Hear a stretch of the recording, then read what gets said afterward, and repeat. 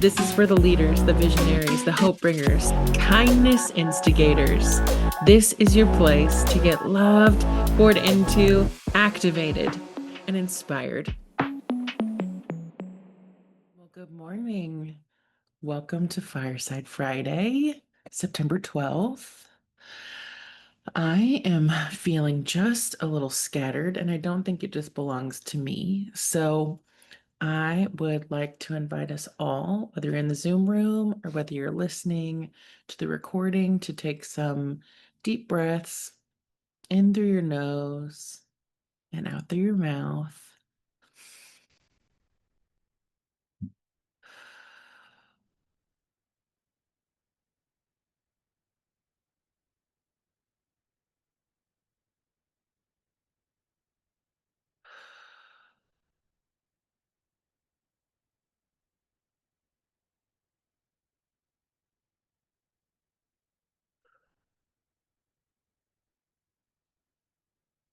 I'm going to invite you, if you can, to actually close your eyes and just be really present here with yourself in this space as you listen.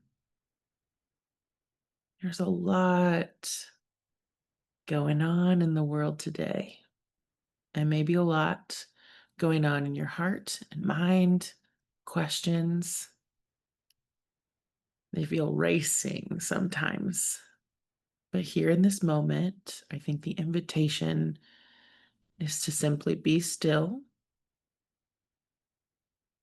to allow what's outside of you to remain there. If it's feeling chaotic, if it's feeling like you have lots of questions, if it's feeling like we have more questions than answers,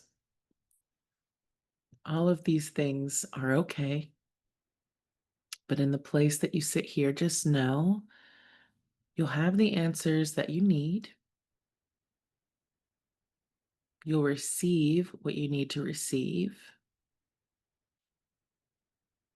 No matter what you feel like you're up against or what the world is up against, it's going to be okay.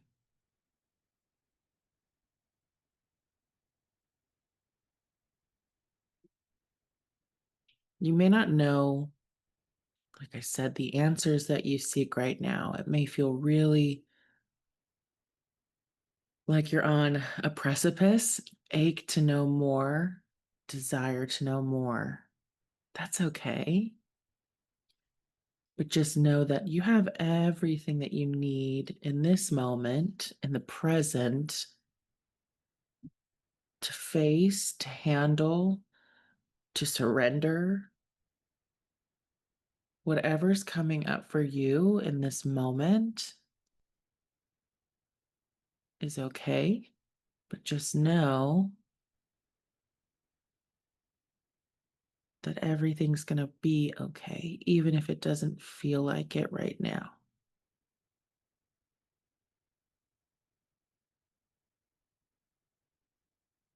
Lots of questions. That's the general sense I'm getting. Lots of questions. We have lots of questions. Craving certainty, craving grounding, clarity.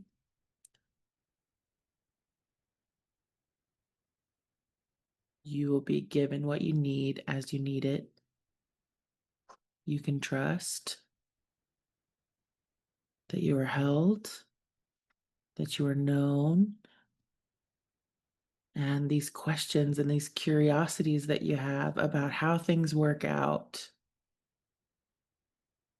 they're all meant for you, but they don't get to control your peace.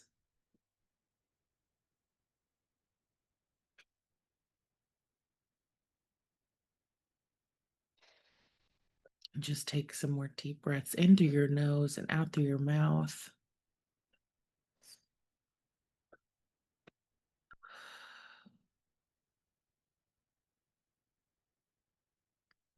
You're safe.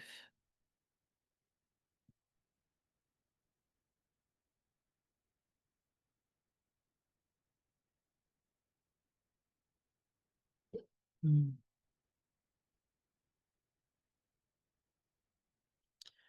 You can open your eyes whenever you're ready, but if it does feel comforting to just listen, keep your eyes closed.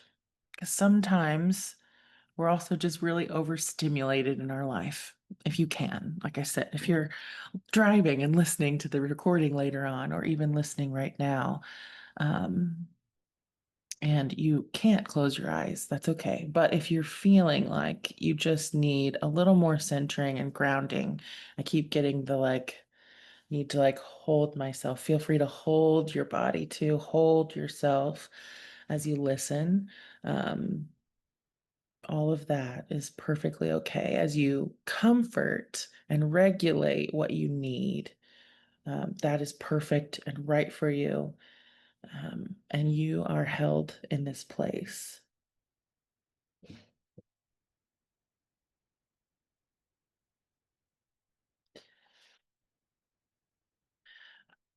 Today I've been feeling a lot of things about today. It feels like there's a lot of chaotic energy, is the best way that I can describe what I've been feeling into.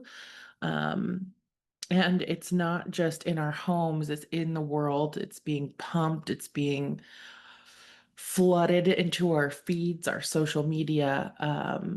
Lots of questions, lots of bigger wonderings, crying out for answers, for wanting things to be different than they are. And that I think is part of the season that we're in, um, as we continue to.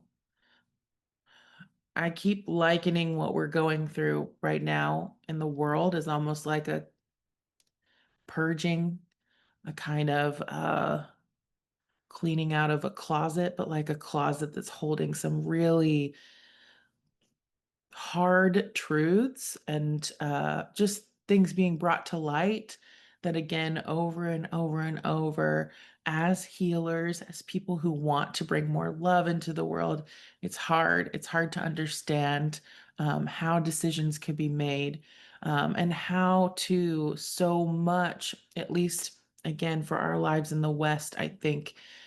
And this is probably global, that a lot of these things come back to putting greed and profit above people. And if you're here listening, you are a person who wants to see that end. And I do believe that some of these things that we're facing are part of how we get to the uh, different ways of healing. Things have to crumble, though. The ground has to shake. I was thinking about this morning how so much of our life, at least too, I was thinking for me, you know, one of the tenets of my life was always built inside of a spiritual community or a religious community. I will say a religious community.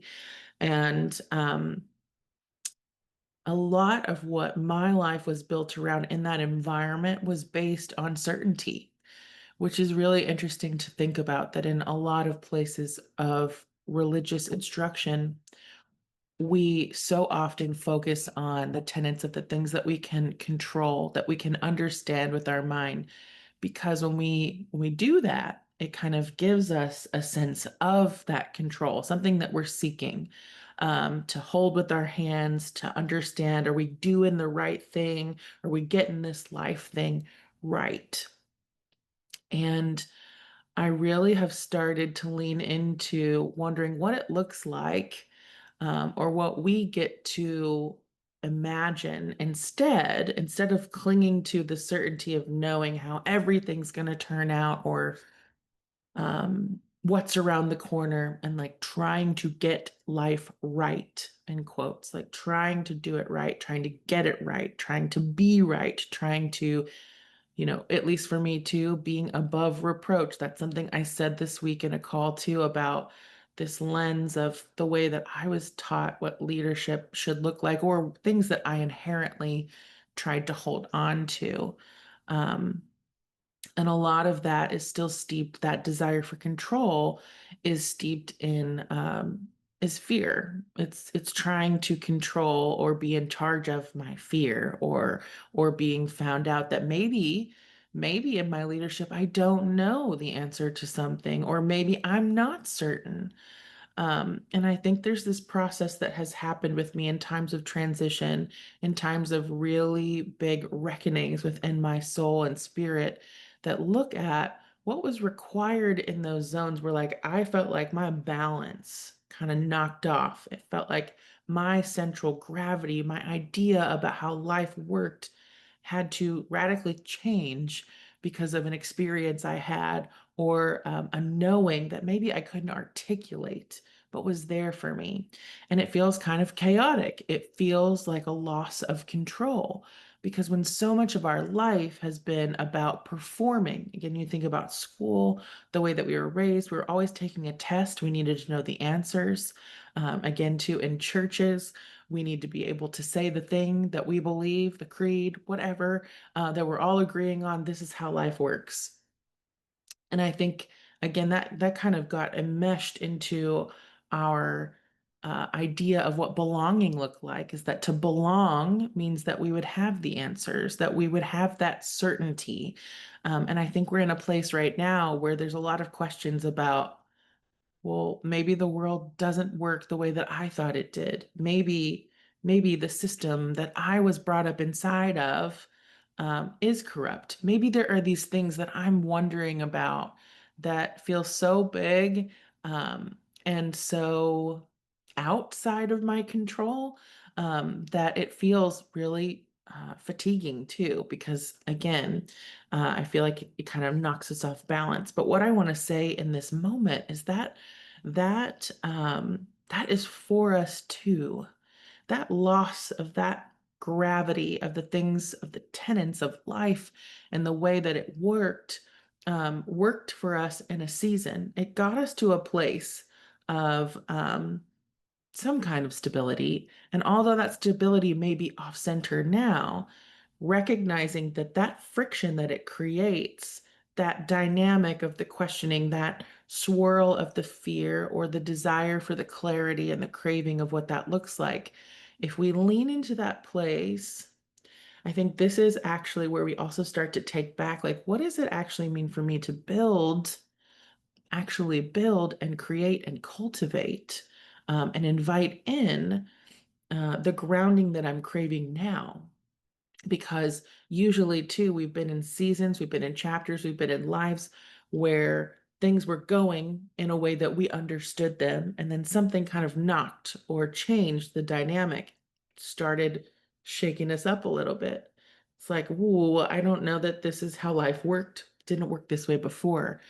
And that question, I almost see like a tilt-a-whirl, like knocking it so it's not spinning the way that it's used to. Maybe it's got to start spinning a different direction. It's got to find a different way to move back into orbit. That interruption is still part of us finding our grounding centeredness, I think, that we crave. And I think when I was thinking about or talking with someone this week, we were talking about the need and the craving for curiosity in places of faith, and how a lot of what we had experienced, this woman and I, and in how we grew up, is that curiosity was not encouraged. It was, it's seen as like, that's neat, but here's your well chiseled answer, like from whatever pamphlet we're going to give you that tries to wrap a bow again around certainty, around these ideas that we could check a box. And what we were talking about, though, is that so often when we're trying to be certain, when we're trying to hold something the right way, it doesn't leave much space, not only for curiosity, but creativity. How can we ever create new things if we're in the bounds of things that we fully understand and the concepts that we get? Because so often creativity is asking for us to do something new. It's asking for us to engage in life in a different way. And most often too, that requires a level of uncertainty, of unknowing how something's going to pan out. And I think a lot of us are really hungry for the balance to be struck between like surrender and creativity, but trusting too that these things that knock us off all kilter or make us feel a little off balance are also there for us to interrupt us, to get our attention, to give us a chance or be an invitation into asking, if this is not the way that I want it, how would I want it? How would actually this version of me want something to look? How can I cultivate that in my life? And so looking at that like I said, off balance, again, as an invitation. And I think there's this pressure that we also assume when we get knocked off balance that we need to course correct immediately. We need to get things back under control, again, where we can manage them or understand what we're going through, or how we feel about something. But again, I think there's a bigger invitation as we grow into wise leaders of recognizing that we won't always have pretty answers to questions. We won't always know exactly how we feel about something. We won't always know how something's going to turn out.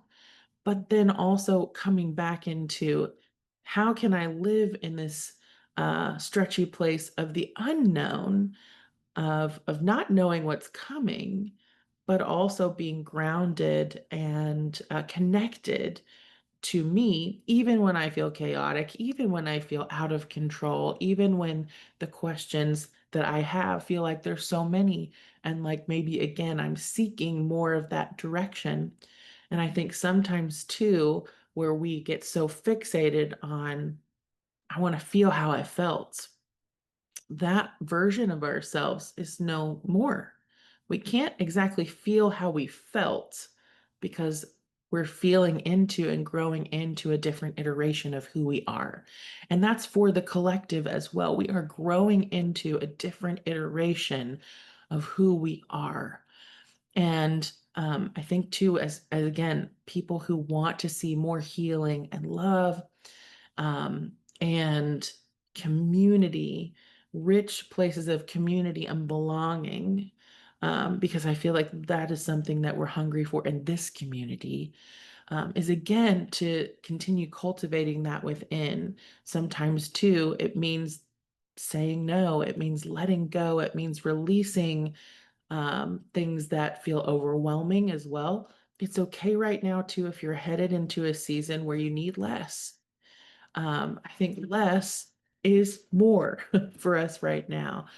And that lessening, sometimes I think again, when we've been growing up with such a high volume of demand, this is a group of high achievers. This is a community of women who are no stranger to getting an A on the project and being the team, everything.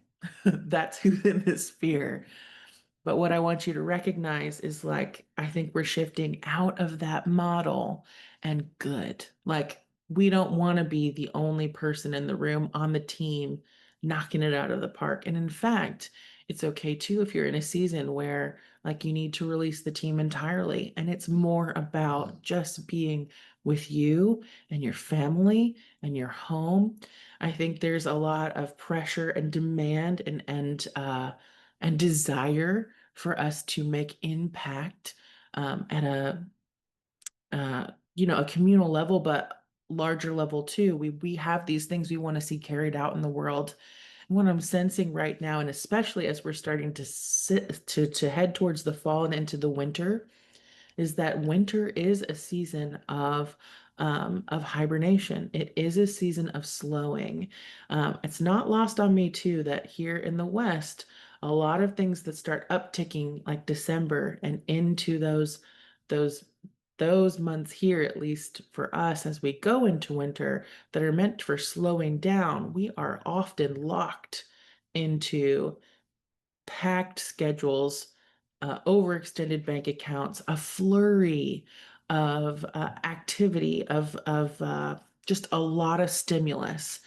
And I think right now, the best thing you can start preparing for yourself is to say no, is to release obligations as well, to release things that don't actually fill your bucket, that don't actually bring you joy. This has been a conversation I'm having with myself, is when I'm creating things, when I'm offering invitations, is it actually in alignment also with what I am craving personally? Because I think there again, there's this model that's been handed to us, or things that we have watched in our world about doing things out of obligation because we need to do them. And especially as women, like, we know the way and we have ideas. But sometimes too, it means less. It means coming back into really getting in touch with what is my intention? What is what I'm craving look like for the season I'm headed into? What do I actually crave my holiday season to look like, my fall season to look like? What am I craving in my home, in my life? And slowing down. And again, there may be some tension in that you don't maybe have an answer. Maybe you just know it's not this. That's okay too. And that just going to require more time to spend asking, well, what would that look like? And letting those answers um, find you instead of trying to excavate into them or just continuing to go with the flow. Again, I think there's a huge invitation right now for us to slow down and to really analyze, what is it that I need? Also, how can I be grateful for the season I'm in, even if it's feeling off kilter? How is this for me? What does this make possible? We've talked about that before, but I feel like there's a really big, like I said, invitation for our community and our collective here in this space to really take inventory, to slow down, to be okay that it's not okay, to know that we may not have the answers that we seek, but they will come, to know that we'll have the resources that we need, to know that we can be the love that we seek only when we're willing to also give that and extend that to ourselves. And cultivating that within us is truly how we move the needle in our homes and in our communities. If we were all focused on really getting grounded in peace and alignment with ourselves, learning how to be comfortable when we're disaligned and waiting for those answers instead of seeking to go fix that feeling of out of control. If we could surrender more into the possibility and the wonder of creativity, of what could this make possible that I didn't see before? How could this be for me? How could this season actually also benefit me, even though maybe it's not the way I thought it would look? All of these things of the slowing down, of the allowance, and also remembering. I was struck too this morning as I was journaling, is remembering too that it's not all on our shoulders. When we get into this mindset that it's all on us, and especially inside of our homes, a lot of things probably have been built that way. But where can we invite our partners, our spouses, to come into the mix? And again, we may not have the answers. I'm throwing a lot at you as far as things you can consider. Just take what you need from today. And you can come back to this message as well. But again, I feel like there's a sense too where I don't want you to feel overwhelmed by all of the invitations you could have at once. This is just something for you to start considering and thinking about. And again, you will know, as you need to know, what deserves your attention, what deserves your time and space. And also, I'm asking for clarity to come in for us where we can start releasing what doesn't serve us, inviting people around us who love us to support us back, and to also remember that it's not all on our shoulders. We don't have to choose that. That's not meant for us. And that's not actually how life works. We are interdependent. We need one another. We're parts of a greater whole.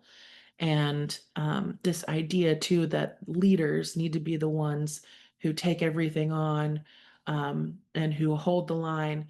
Yes, we can do some of that in our example, but we have to start changing the paradigm into a collective holding of leadership instead of one individual carrying the team. That doesn't belong to us. It is not a model that serves anyone, and it's not a model that serves you. We cannot do that. There are times and seasons where it is going to feel like we are driving that challenge up the hill. But right now, like I said, There's a hawk that just flew past the window. Right now, I think again, the invitation is to slow, to allow, to surrender to the unknown, even though it feels stretchy, and allowing life to meet us, allowing love to take care of us, and really growing into that. Okay, our card for today is the star ancestor. Follow the voice of your soul. Heed the messages coming directly from your soul. The star ancestors is a term for extraterrestrial light beings who are dedicated to the healing and growth of the world. These incredible beings are divine embodiments of love who bring wisdom from the higher realms. Often people sense Often people feel a sense of connectedness when they look up into the night sky and see the stars. I believe that's because we are remembering their starry connections, and those are what this card represents. The star ancestor is reminding you that you have otherworldly support and that your friends from the stars can help you if you are willing to be helped. If you are willing to be helped, are you willing to be helped? They can support you in connecting with and following your soul's deepest calling. There is a deeper purpose to your human journey. Not only were you born on purpose, you were born for a purpose. You were born to be a bright light in the world, and there are supporters out there in the universe sending waves of energy to guide you at this time. Information and inspiration that has been coming your way recently is not new information, but memories. Your feelings of being drawn in a particular direction are the awakening of an aspect of your soul. You are being drawn towards a road that will not only light you up, but also help you light up your corner of the world. Continue following cosmic guidance that is coming to your way. Again, you are so supported. You're being drawn. Look for that drawing instead of that holding. Like, again, I see like a rigid desire to maintain the certainty. But again, I think the invitation in our card in the message today is to let go of the grip, release the need to know all of the things, and to trust again that you will be given the wisdom, the inspiration, the guidance that you seek, even though it may feel chaotic. It may feel like we have a lot more questions than we have answers. That's okay. Remembering too that when we lean into curiosity, that then too, that's what we invite creativity. That's how inspiration comes. That's how life gets to meet us and play with us and support us. You are so supported. You are held. You are loved. You are known and you are seen. I'll see you next week.